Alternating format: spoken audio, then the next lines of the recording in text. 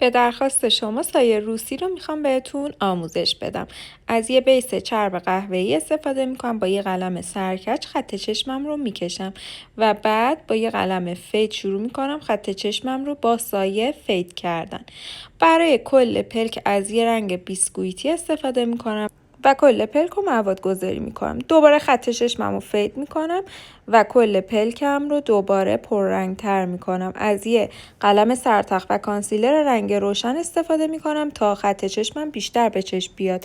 برای جلوی چشم از یه هایلایتر نقره‌ای و برای کل پلکم از هایلایترهای روزگلد و نقره‌ای استفاده میکنم. خط چشمم بچه قهوه‌ای هستش و داخل چشمم هم خط چشم قهوه‌ای میکشم.